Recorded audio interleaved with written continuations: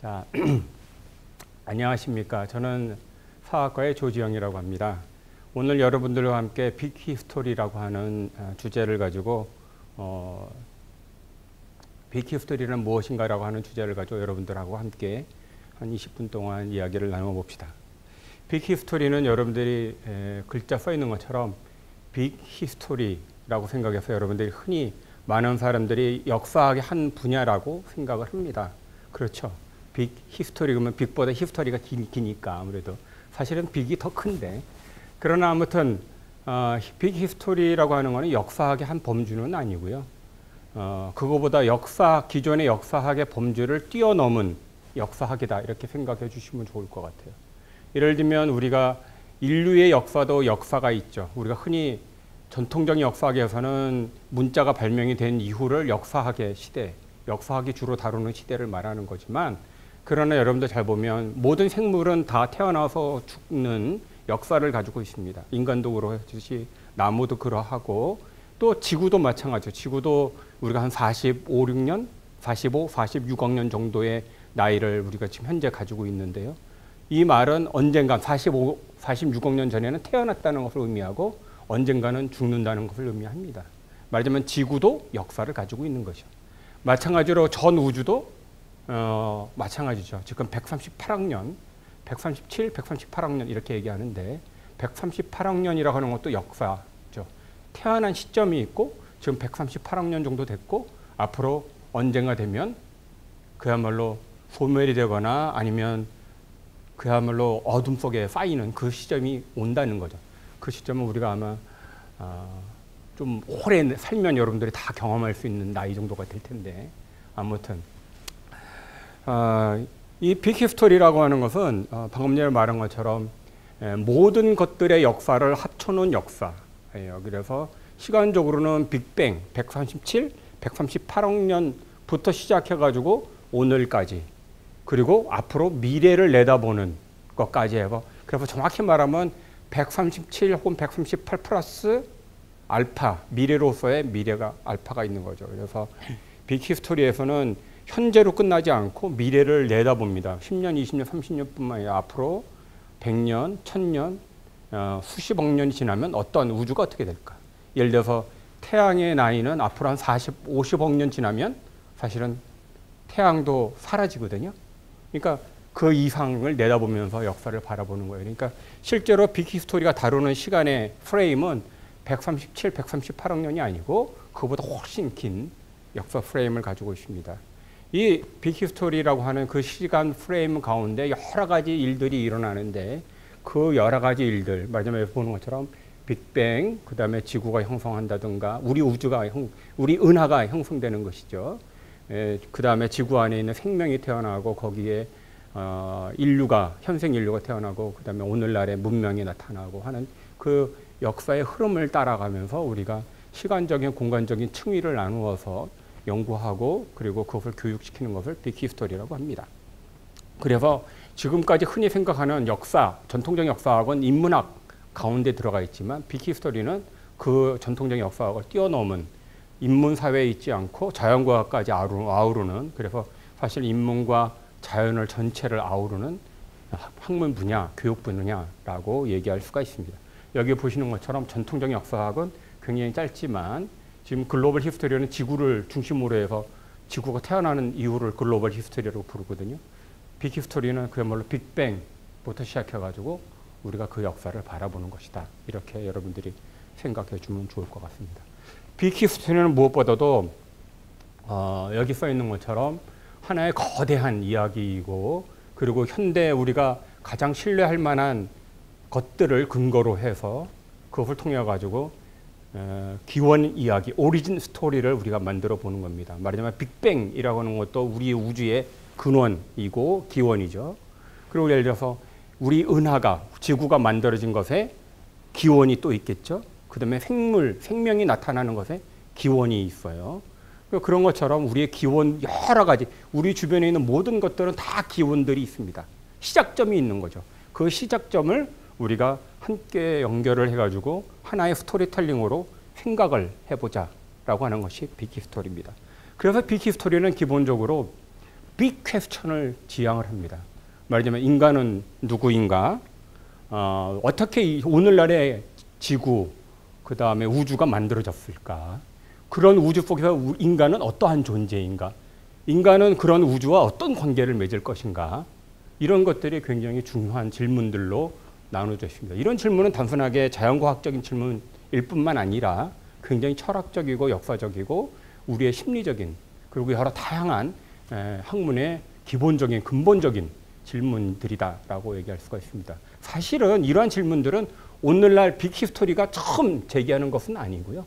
오래전부터 인류가 태어나면서 인식이 등장한 이래로 항상 해왔던 것이죠. 그렇지 않나요? 여러분들 잘 기억해 보시면 우리가 아주 어렸을 때 물론 이제 여러분들 저도 어렸을 때도 20세기밖에 안 되겠지만 어렸을 때 모든 것을 바라보면서 저건 뭐야? 저건 뭐야? 저건 뭐지? 저건 왜 생겼어? 어떻게 해서 저렇게 생겼지? 라고 질문을 하죠. 그러한 질문을 제기하는 것은 우리뿐만 아니라 2000년, 3000년 전에 플라톤이든 아리스토텔레스든 공자든 누구든 간에 다 제기했던 질문들이에요.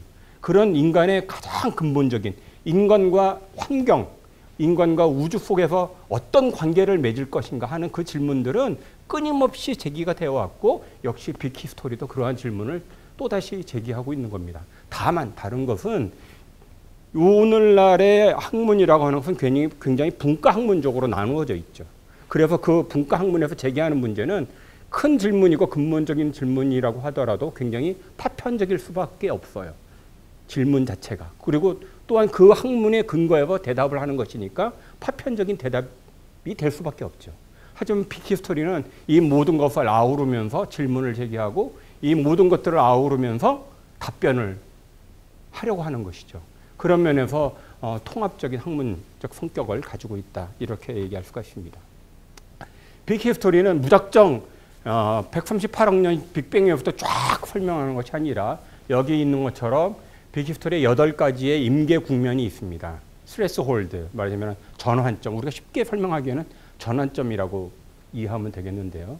그 전환점들이 있습니다. 그 전환점들이 여기 보시는 것처럼 여러 가지 형태가 있죠. 아까 말한 것처럼 빅뱅도 있고 우리 은하가 나타나고 지구가 나타나고 생명이 나타나고 도시와 국가가 나타나고 농경이 나타나고 이런 여러 가지의 어떤 흐름들이 있습니다. 그러한 것들을 우리가 살펴보는 그런 터닝 포인트, 임계 국면, 영어로 스레스홀드를 중심으로 해서 우리가 살펴보는 것입니다.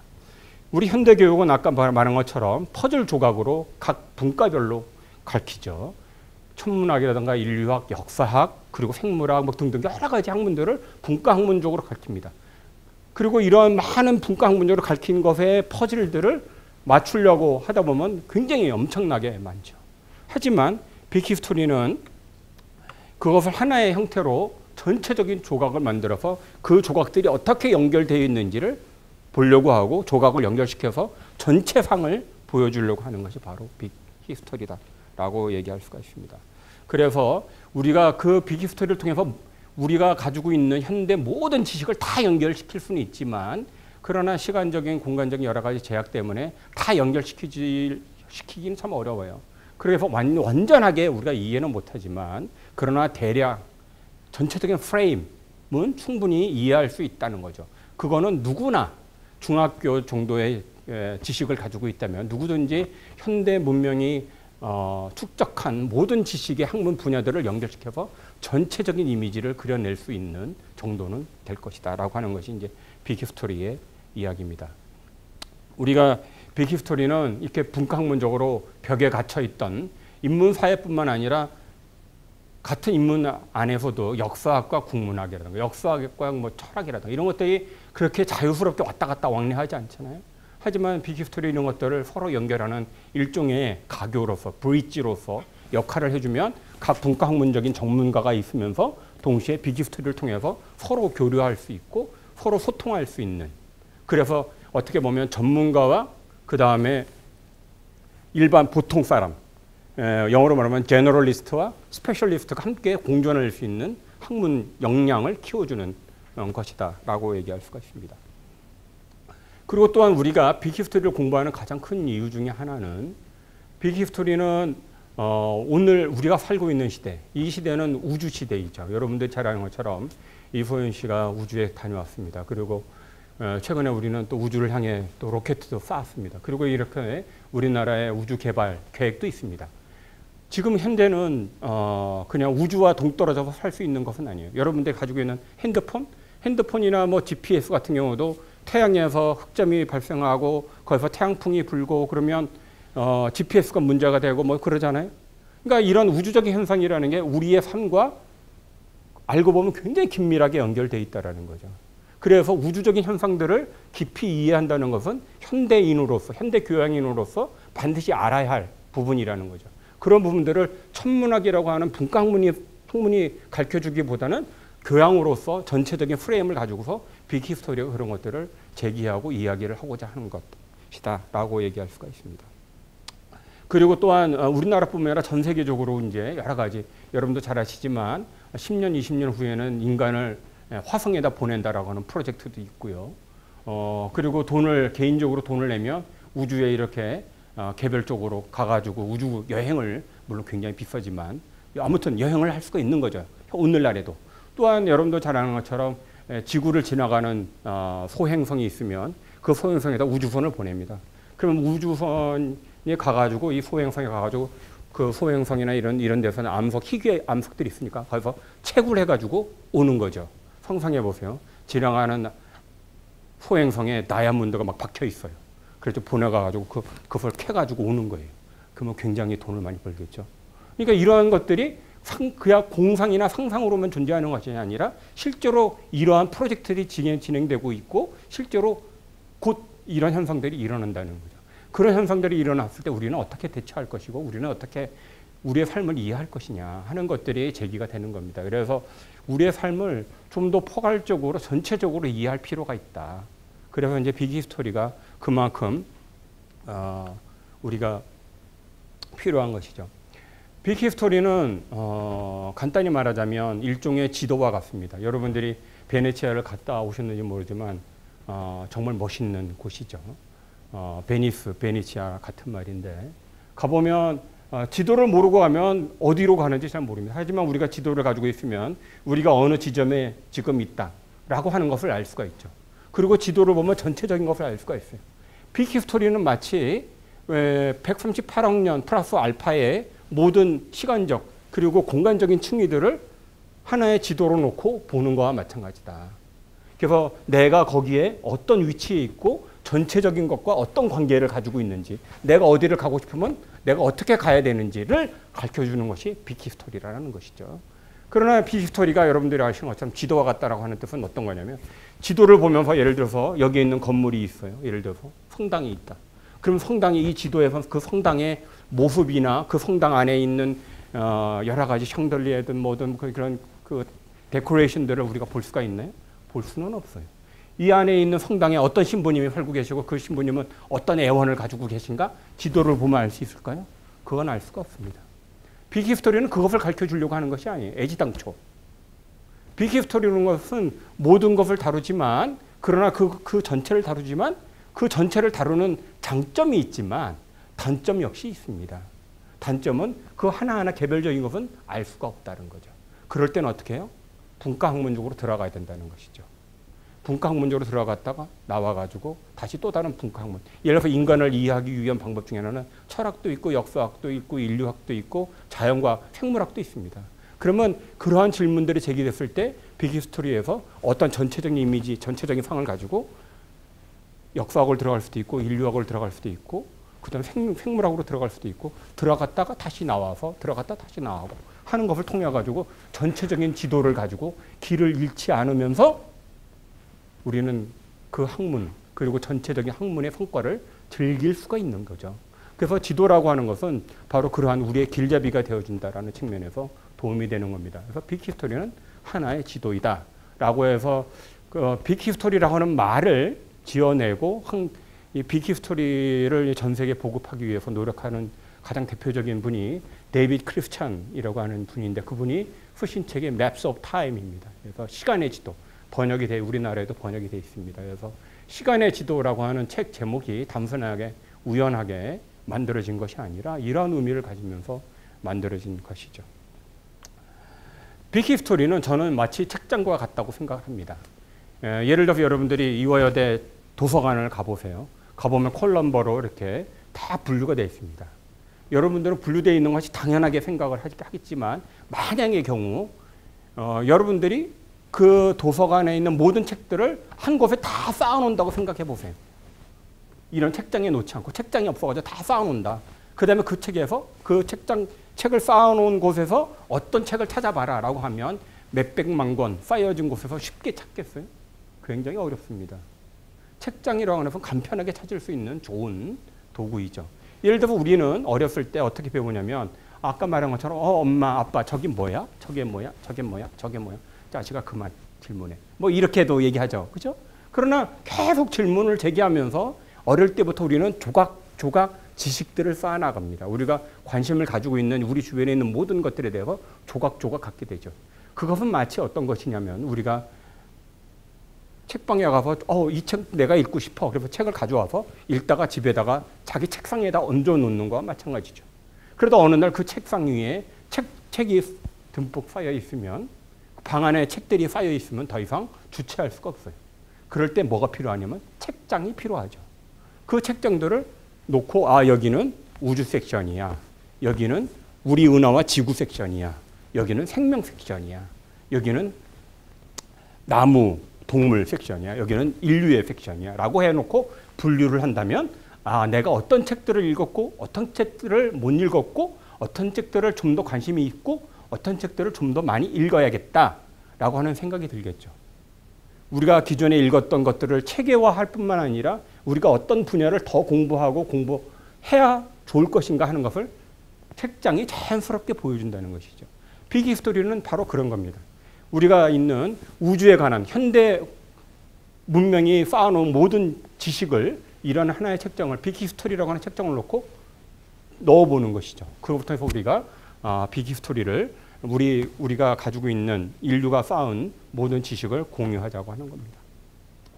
빅히스토리는 중학교, 물론 초등학교도 있고 고등학교, 대학교 수준에서 혹은 지금 석사, 박사 과정 수준에서 모든 분야, 모든 수준에서 연구가 되고 교육이 이루어지고 있습니다.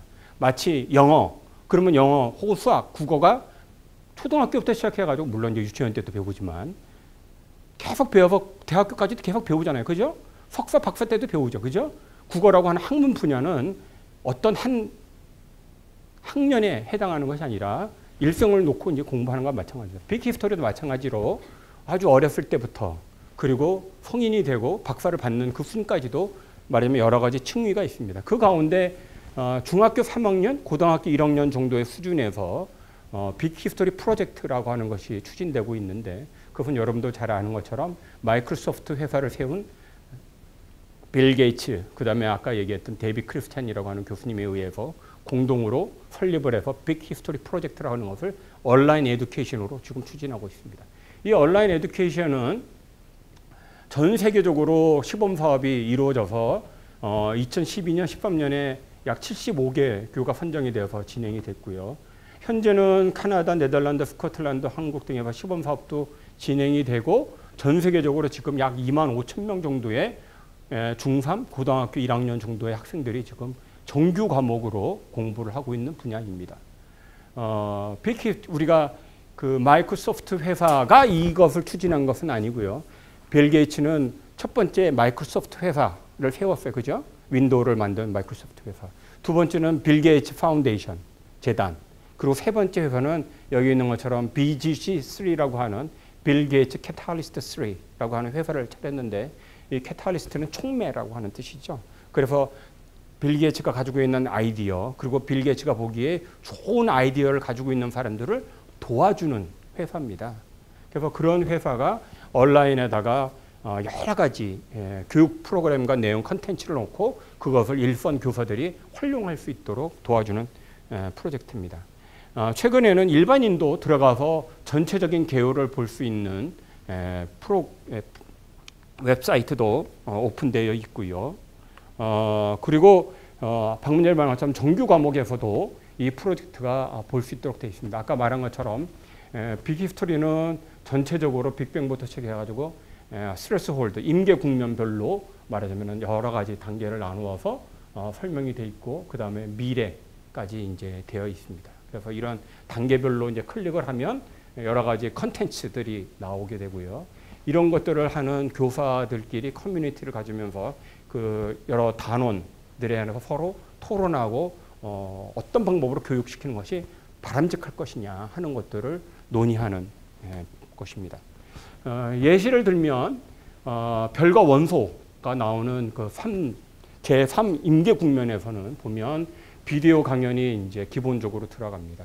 비디오 강연이 들어가고 그 다음에 거기에 핵심 내용들이 정리가 되고요. 그 다음에 이제 학생들이 어떤 활동을 하면 좋겠다. 그 다음에 학생들 연구 활동할 때는 어떤 가이드라인을 주면 좋겠다. 이런 것들이 나눠졌습니다. 예를 들면 여러분들이 쉽게 이해하기 편하면 빅히스토리는 자연과학도 아니고 인문과학도 아니고 그것을 통합한 것이기 때문에 예를 들어서 빅뱅 얘기를 하면서 그냥 빅뱅 얘기가 끝나는 게 아니라 빅뱅은 결국 뭐냐면 현대 과학이 우리에게 전달해주는 우주 창조 신화라고 하는 것이죠. 현대적인 신화예요.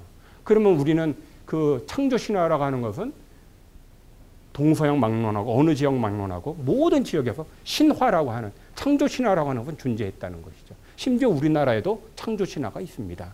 많은 사람들이 잘 모르지만. 그래서 그런 신화들이 잉카라든가 아메리카 원주민의 창조 신화라든가 그런 신화들을 같이 빅뱅을 공부하면서 같이 비교를 해보는 거예요.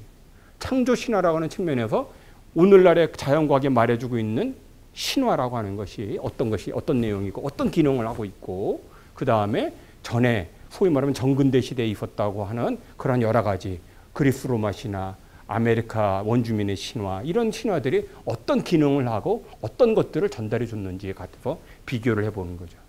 그걸 통해 가지고 자연과학과 인문학을 통합하고 함께 이해하려고 하는 그런 것이 빅히스토리다라고 생각을 합니다.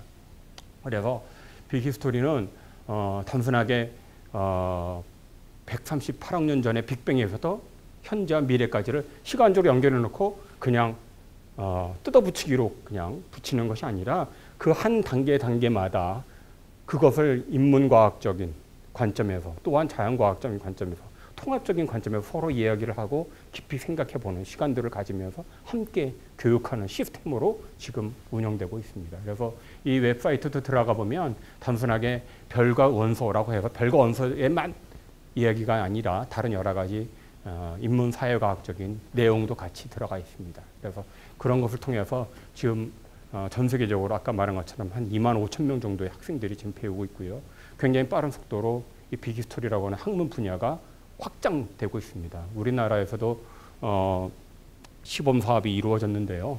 한 3년, 4년 전부터 대원국제중학교하고 하나고등학교에서 빅히스토리라고 하는 과목을 가지고 1시간은 티칭하고 1시간은 에서 보시는 것처럼 여러 가지 활동을 통해 가지고 연극을 한다든가 시를 지어본다든가 이렇게 그림을 그린다든가 이런 것을 통해서 서로 자연과학과 인문과학이 합쳐지는 모든 학문 분야를 통합하려고 하는 그런 노력을 지금 하고 있습니다. 그런 거 그래서 지금 현재로는 하나고등학교에서 내년부터는 정규 과목으로 아마 과목을 가르치게 될 것 같고요. 하나고등학교는 정규 과목으로 가르치게 되고요. 그리고 민사고에서도 현재 빅히스토리가 정규 과목으로 가르쳐지고 있습니다. 많은 사람들이 잘 모르지만 빅히스토리는 앞으로 우리가 융합인재를 길러내는 좋은 도구이면서 또한 학문 분야다라고 말할 수가 있습니다. 오늘은 여러분들에게 빅히스토리란 무엇인가라고 하는 이야기, 간단한 빅히스토리에 대한 이해를 전달해주고 그 다음에 거기에 관련된 빅히스토리 분야 가운데 가장 첨단을 달리고 있는 교육 분야로서의 빅히스토리 프로젝트를 간단하게 소개를 했습니다. 경청해 주셔서 감사합니다.